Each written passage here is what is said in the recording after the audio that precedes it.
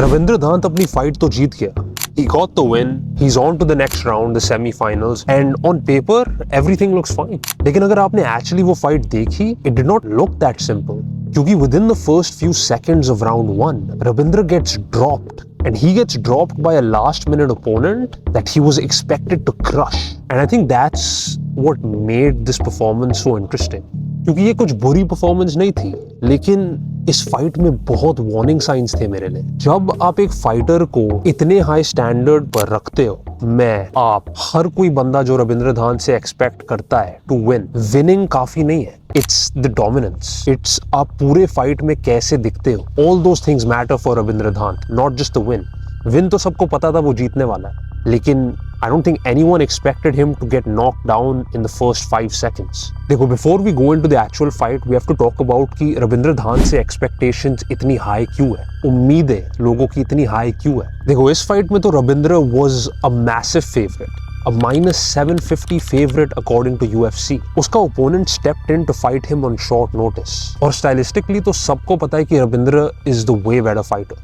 He has way more tools in his arsenal and he's a way more talented fighter. और obviously Ravindra is a very big star, right? अगर आप fight देख रहे थे, you could hear the entire arena chanting Nepal, Nepal, Nepal. Commentators ने भी कहा कि hey, can we have a UFC card in Nepal? Like that would be crazy. लेकिन Ravindra getting dropped that early completely changed my view of the fight. It wasn't that he just got hit. यार, hit तो हर कोई होता है, right? It's a fight. आप eventually you are going to get hit. To me, it was how fast it happened. Like पूरे first round में, I would honestly give the fight to the other guy, Alan Tozon. मेरे को लगता है he won round 1. And this is because Ravindra Dhant fully underestimated him, according to me. Ravindra obviously looked very confident. और उसके चेहरे पे भी कुछ pressure या stress नहीं दिख रहा था. लेकिन जब पहला राउंड आप हारते हो and आप पहले 5 सेकंड में नॉकडाउन हो जाते हो, right? You have to start asking, was he underestimating him? Like did he get too comfortable? Was he already thinking this fight is over before it even started? Like ऐसे सवाल मेरे दिमाग में आ रहे थे, because I just didn't expect such a strong round 1 from the other guy. And ये बस मेरा opinion नहीं है, I could hear the commentators saying the same thing. Alan Tozon, जो उसका opponent है, is performing way better than they expected. लेकिन you have to give him credit because man, he is so good. You cannot deny that.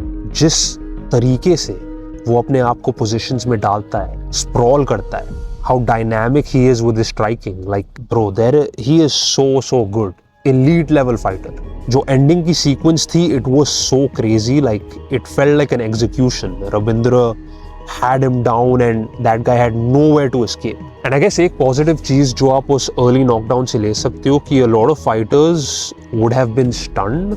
शायद वो अपना game plan भूल जाते, शायद वो थोड़ा और pressure लेते, the fact that they're losing the first round, but Ravindra didn't do any of that. He fought the second round with the same level of confidence. The one thing I loved about this fight was the support, right? पूरे arena में जैसे मैंने बोला, लोग नेपाल नेपाल चिल्ला रहे हैं, like the pop when Ravindra Dhant was walking out was so loud, and man, it feels so similar to the rise of Conor McGregor, like when an entire country is backing you. Ravindra बस अपने लिए नहीं लड़ रहा, like I've said many times, he's fighting for the entire country. लेकिन जब आप पूरे देश के लिए लड़ रहे हो, हमारा स्टैंडर्ड भी इधर है, right? We can't be getting clipped like you did in the first round. Because I know how good he is, I want to see him untouchable.